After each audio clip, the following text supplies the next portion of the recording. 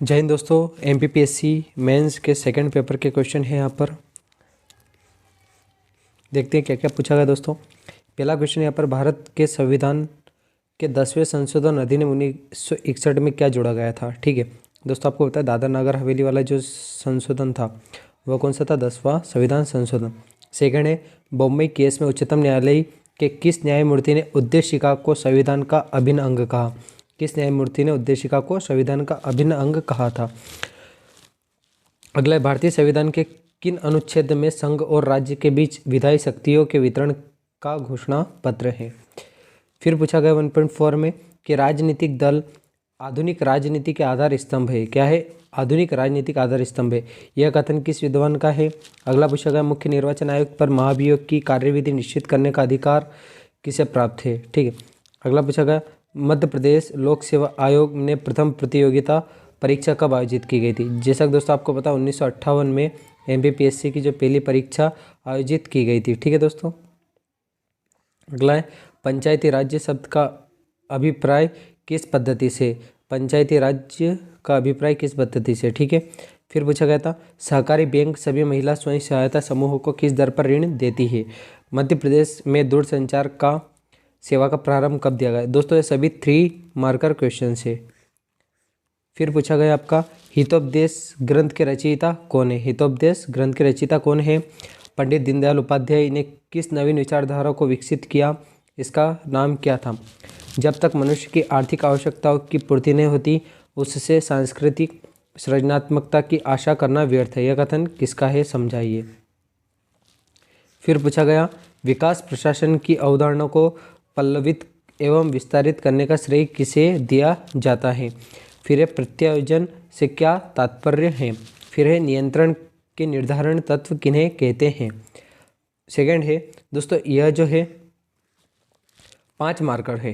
कितने मार्कर है, 5 marker questions है। ठीक है। यहाँ से पूछा गया, संविधान के मूल ढांचे से आप क्या समझते हैं। मूल ढांचे के न्यूनतम किन्हीं 5 अवयवों को सूचीबद्ध कीजिए। फिर पूछा गया आपका, उच्चतम न्यायालय के परामर्शदात्री क्षेत्राधिकार की विवेचना कीजिए। 2 या 2 से अधिक राज्यों के लिए संयुक्त लोक सेवा आयोग बनाने की क्या प्रक्रिया है, स्पष्ट कीजिए। फिर पूछा गया यहाँ पर कि भारतीय राजनीति में अन्य पिछड़े वर्गों यानी कि ओबीसी के उदय के कारकों की समीक्षा कीजिए। फिर भारतीय लोकतांत्रिक प्रक्रिया में महिला प्रतिनिधित्व के समक्ष चुनौतियों की विवेचना कीजिए। ग्रामीण विकास में गैर सरकारी संगठनों की भूमिका स्पष्ट कीजिए। फिर है, कौटिल्य के अर्थशास्त्र में वर्णित राजनीति और राजकर्म के विविध आयामों की विवेचना कीजिए। अगला है, सामाजिक लोकतंत्र में अंबेडकर का क्या अर्थ था, विवेचना कीजिए। फिर पूछा गया यहाँ पर कि अध्ययन के एक विषय के रूप में लोक प्रशासन के मूल सरोकार कौन से हैं। फिर 2.10 में प्राधिकार और उत्तरदायित्व में क्या अंतर संबंध है, स्पष्ट कीजिए। अगले आपके 11 मार्कर, भारतीय संविधान की प्रस्तावना की विषय वस्तु को समझाइए। फिर है, लोक अदालत, इसका अथवा कहे दोस्तों लोक अदालत की अवधारणा एवं उद्देश्य को समझाते हुए बताया कि निःशुल्क विधिक सहायता प्राप्त करने के लिए कौन कौन पात्र होते हैं इसमें। ठीक है। भारत निर्वाचन आयोग की संरचना एवं संगठन को बताते हुए उसके कार्य को समझाइए। अथवा में है, भारतीय राजनीति में जाति की भूमिका वरदान है या अभिशाप, समझाइए। फिर आपका 74वें संविधान संशोधन के अंतर्गत संविधान की 12वीं अनुसूची में वर्णित नगर निकाय से संबंधित कार्यों को समझाइए। फिर अथवा का आपका आर्टिफिशियल इंटेलिजेंस क्या है, इसके दुरुपयोग से होने वाले नुकसानों को समझाइए। अगला है, महात्मा गांधी के सत्याग्रह दर्शन को समझाइए एवं इसके विभिन्न रूपों की व्याख्या कीजिए। इसके अथवा में पूछा गया कि राम मनोहर लोहिया की चौखंबा यानी कि 4 स्तरीय राज्य की अवधारणा को समझाइए। फिर है, नवीन लोक प्रशासन के लक्ष्यों को समझाइए। अथवा में है, विकासशील देशों में लोक प्रशासन की भूमिका को समझाइए। सेक्शन 20 का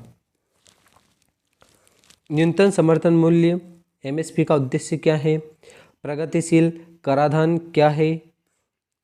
अंतर्राष्ट्रीय मुद्रा कोष IMF का प्राथमिक कार्य क्या है। फिर मध्य प्रदेश राज्य वन विकास निगम का प्राथमिक उद्देश्य क्या है। फिर 2011 की जनगणना के अनुसार मध्य प्रदेश में बाल जनसंख्या यानी 0-14 वर्ष का प्रतिशत क्या है। फिर मुख्यमंत्री ग्रामीण पथ विक्रेता योजना का उद्देश्य क्या है।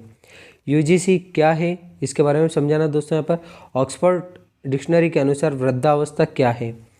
वंचित वर्ग से क्या आशय है।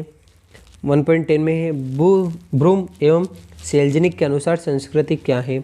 संस्कार का प्रमुख उद्देश्य लिखिए। फिर पूछा गया सामुदायिक विकास ग्रामीण जीवन के किन पक्षों को परिवर्तित करता है। फिर जनगणना 2011 के अनुसार मध्य प्रदेश में अनुसूचित जनजातियों की जनसंख्या कितनी है। फिर है पटेलिया समुदाय क्या है, इनका निवास क्षेत्र मध्य प्रदेश में कहाँ है।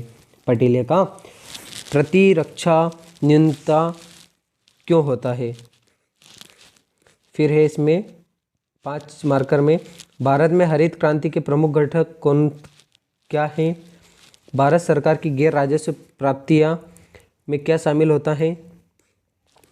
चालू खाता पूर्ण परिवर्तनीयता का अर्थ है। मध्य प्रदेश में सहकारी बैंकों की स्थिति क्या है। अगला है प्राथमिक शिक्षा का पहला चरण कौन सा है। फिर है विश्व स्वास्थ्य संगठन के अनुसार निष्पक्षता के 3 चरण लिखिए। निष्पक्षता के 3 चरण लिखिए। सभ्यता का माप सरल है किंतु संस्कृति का नहीं, समझाइए।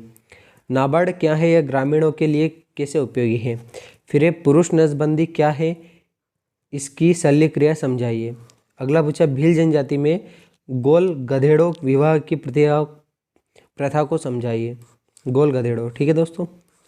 फिर है 11 मार्कर में विश्व व्यापार संगठन में भारतीय कृषि पर होने वाले संभावित प्रभाव का उल्लेख कीजिए। फिर पूछा गया था कि भारत सरकार की मेक इन इंडिया पहल का वर्णन कीजिए। फिर पूछा यहाँ पर कि 2011 की जनगणना के अनुसार मध्य प्रदेश में कार्यशील जनसंख्या को उनकी आर्थिक गतिविधियों के आधार पर विवेचना कीजिए। मध्य प्रदेश में उद्योगों के लिए बुनियादी सुविधाओं की विवेचना कीजिए। फिर पूछा इसमें भारत में व्यावसायिक शिक्षा की चुनौतियों को समझाइए, समाधान भी दीजिए। इसके अथवा में पूछा गया दोस्तों कि भारत में वृद्धजन की समस्या प्रमुख समस्या लिखिए। अगला पूछा पंचायती राज व्यवस्था में महिला आरक्षण की स्थिति और उनकी चुनौतियों को समझाइए। इसमें अथवा में पूछा गया दोस्तों कि बहिर्विवाह क्या है, गोत्र बहिर्विवाह को समझाइए। फिर पूछा गया कि जनसंख्या नियंत्रण के महत्वपूर्ण उपायों की चर्चा कीजिए और इसके अथवा में है नातेदारी रीतियों में परिहार और परिहास एक दूसरे से विपरीत है, समझे। दोस्तों आज के क्वेश्चन थे। वीडियो कैसा लगा कमेंट में ज़रूर बताएं और आपके चैनल को सब्सक्राइब करें। जय हिंद।